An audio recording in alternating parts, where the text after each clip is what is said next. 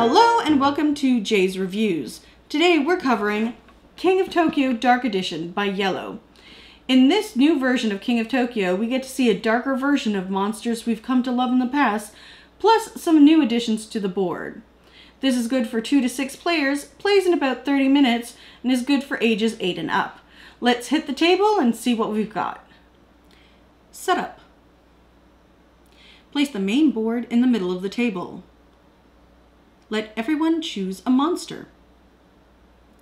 Make sure the victory points are at 0 and your health is at 10 on your monster board.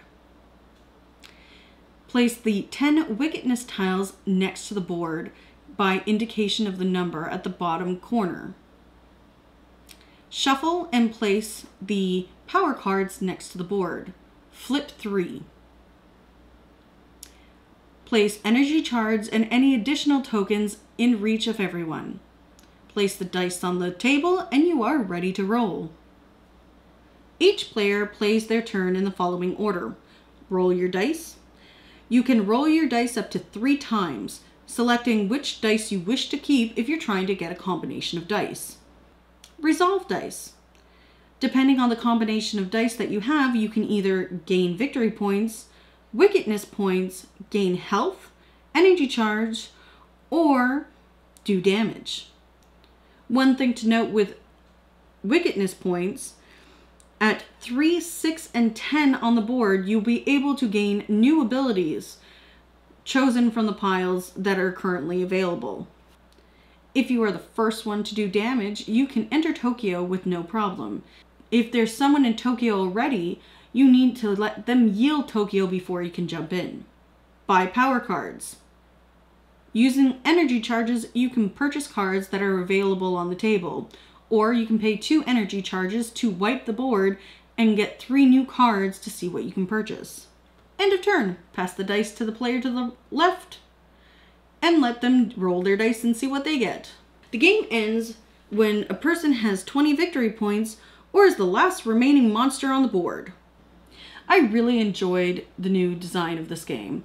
Everything from the monsters, especially the Mecha Dragon being my favorite, to the art design for the cards, plus the small little changes that they made with the components really brings this all together.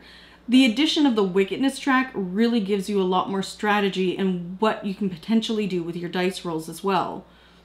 Would I choose this over the original? Yes and no. For me, this was a must-have for my shelf because this was a limited print, and also the upgrade to the components and the way that the game has changed slightly has definitely made it something I would purchase.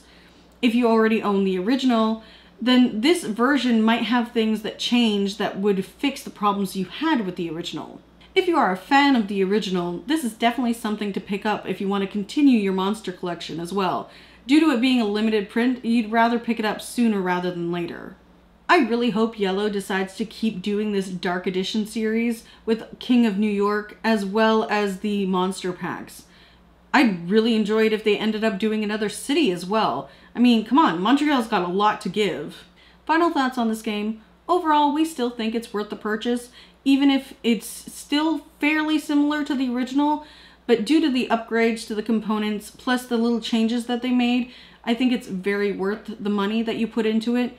Plus, it's a great addition if you are a collector of games.